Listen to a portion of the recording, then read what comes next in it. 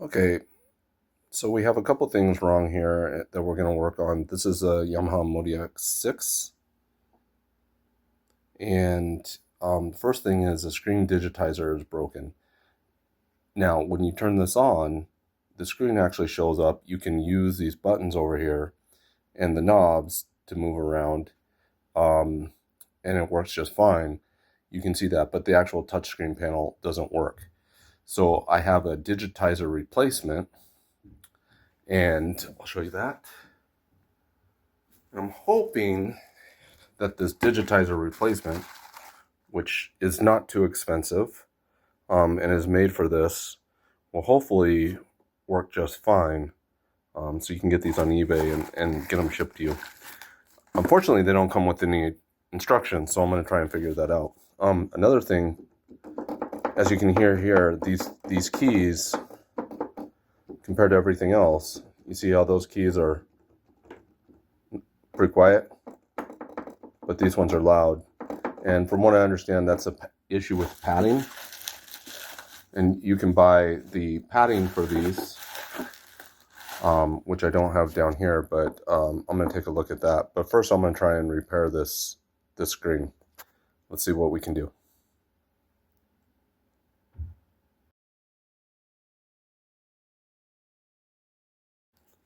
Okay, so the first part that we need to do in order to open up the MODX 6 is we have to remove the screws. And there's several of them. So there's ones down here inside, and they're actually quite deep. And let's see if you can get a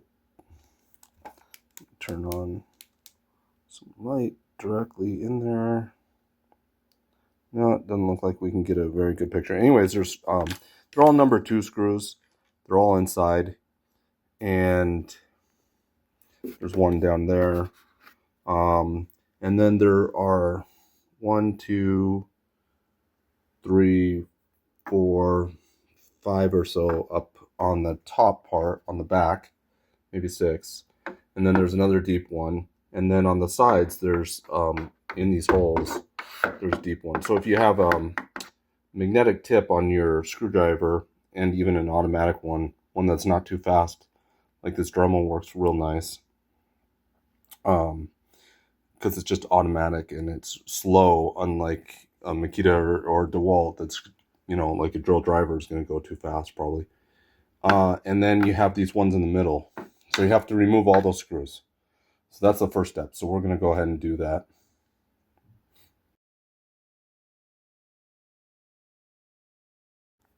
Okay, so after getting all those screws removed, and by the way, it's kind of a pain in the butt because this is all plastic, and screws don't go into these plastic posts very well, right? And these things break, and they're just not very good, unfortunately. But it makes it light, I guess. So this right here, what we're looking at, that is going to be your display. And so what we really need to focus on here, I think, is we need to look at where the wires are. So I got a couple of photographs of that. We need to make sure anything that we need to undo, we need to make sure to know what that is. So the very first thing we need to undo on this, obviously, is this long cord. And this slides over these posts. Okay. Let me see if I can get that undone.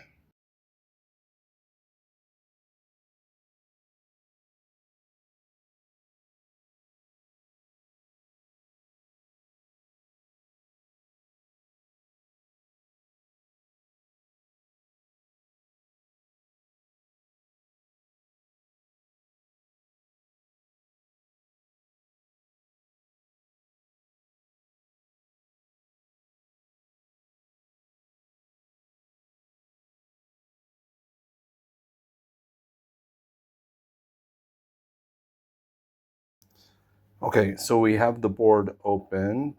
We have this piece removed. There was a few screws on the back of this board that you have to remove. There's like 6 of them. And then the inside, you can see, is very dirty. I tried cleaning up the best I can. So this is where the display, the digitizer, you can see it's broken. This is my new one. They're slightly different. I'm not sure if that's going to make much of a difference.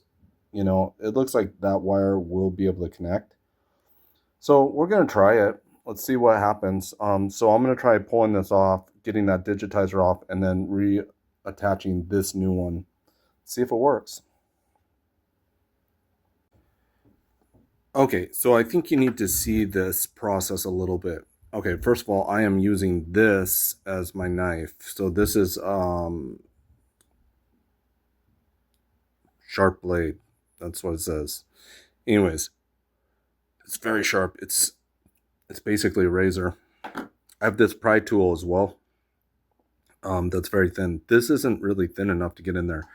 So how do you get this glass off? As you can see, it's completely shattered now, and I've gotten most of it off. Well, the way you get this off, the only way, trust me, to get this off at all, is to use this stuff.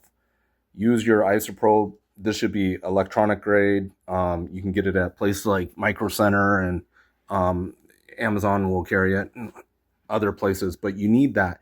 And what you're going to do is you're going to dip it into a Q-tip, like so, and then you're going to put it right down where it needs to go on the glue.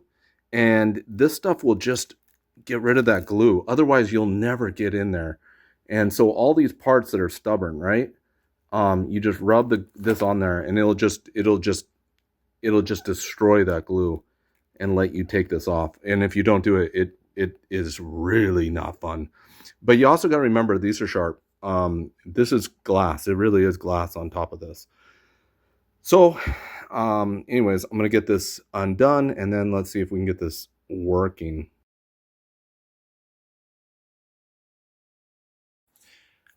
So I made the change of the digitizer, and it works to its extent. As you can see, if I click here, you can see it's not clicking on the right thing. But it is recognizing, which means the digitizer can work. Now, if I watch here, I'm going to click down here in this area.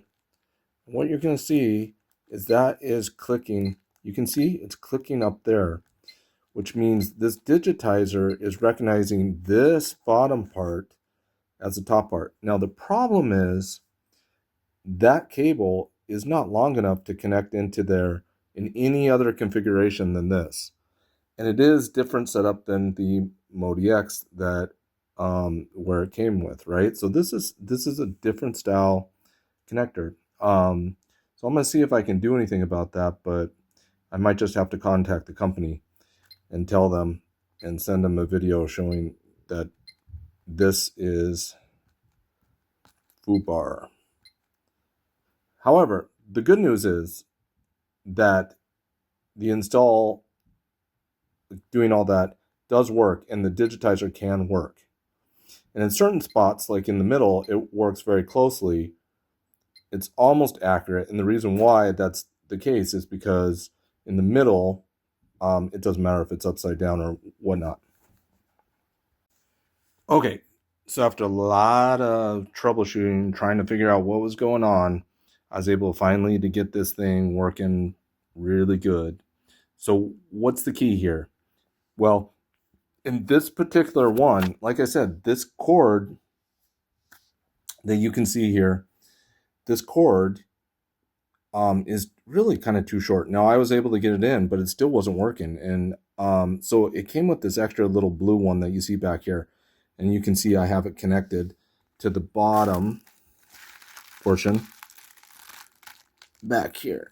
And I'll show you another picture of that once I've got it all reconfigured. Well, anyways, so the thing is once I hooked it up to that cord and figured it around and then kind of set this into different directions, it finally is, you know, working, and it's actually working pretty darn accurate. You know, I mean, these touchscreens aren't the best to begin with, but you know, it is working, and it didn't work at all. So I'm very excited about that. Now, what I have to do is, you see, I have this going right now around this. I don't want that to happen. That is going to rub and eventually cut on my digitizer. So I'm going to run that through this. So I'm just going to unplug it and then reattach it. But other than that, that is going to fix the digitizer. So a couple notes is there's no instructions with these digitizers, right? And they're about $20 on eBay or so, maybe $30 total. Well, buying one of these screens is a lot more money. So $30 is okay, but it did come with this extra cable. And for the life of me, I was like, well, what do I need that extra cable for? And so I think what's happening is their touchscreen is really not made for this MODX per se. Maybe it's made for a different brand or something. I don't know. It could be anything. But clearly, so it's possible that this cable is changing the wiring or changing the voltage or doing something. Anyways, you have to connect it in order to work. So if it comes with it, you're going to have to connect that. But once you do, this works. And man, these screens are expensive, you know? I mean, so just like this right now, you know, that, let's say, is $30. It takes a little while to do it. To get off the other screens, real icky and not very fun. Use the isopropyl alcohol. That makes a big deal, and you're going to need that sharp knife. That's really fine tip knife to get in there and kind of pry. Obviously, is the best. But once you do this, is probably gonna work if the screen underneath it's functional, right? And you don't want to mess up the screen underneath it. Now, I did clean it with multiple things. You can clean it with your, just screen cleaner, or you can clean it with the isopropyl alcohol. All of those work. But yeah, the screen looks good. It's responding to touch as it should. I'm very, very, very happy. So I'm going to remount this, and then I'm going to work on some of the other problems with this board. All right.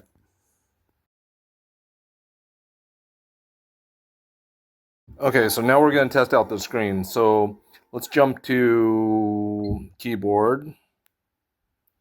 Okay, and we're just going to use the touch screen to scroll here. Oh, what was that? Okay, DXFM. Ooh, really nice, right? So,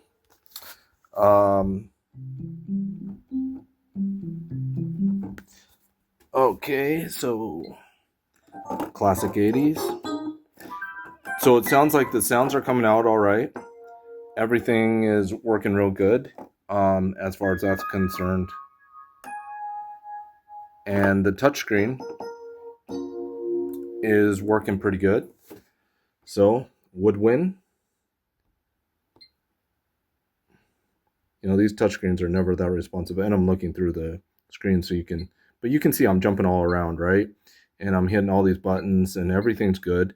Let's do another calibration just to make sure that everything's perfect.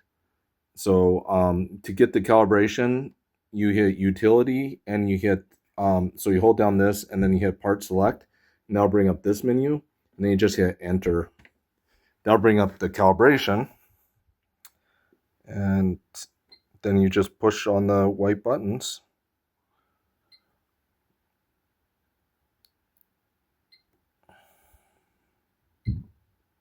And you push on the white square. And now you should be calibrated. So now I'm going to jump back to category. And yep, you can see I'm just clicking around. It is a beautiful thing. I am very, very happy. So I can just jump around. If I want to go to pad choir, let's see. A lot of these were hard to get to before, and now you can get to really easy. So if you go to strings, oops, exit. I'm still watching. Let's go to strings. Oh, ensemble. Seattle sections. Yeah, that's nice. Right, so that's a nice one. Okay. Thank you guys. So hopefully that helps you out with repairing the screen. So it is doable. It can be very cost effective. I'm going to continue doing other things because these notes are so clacky. I'm also going to finish repairing the super knob.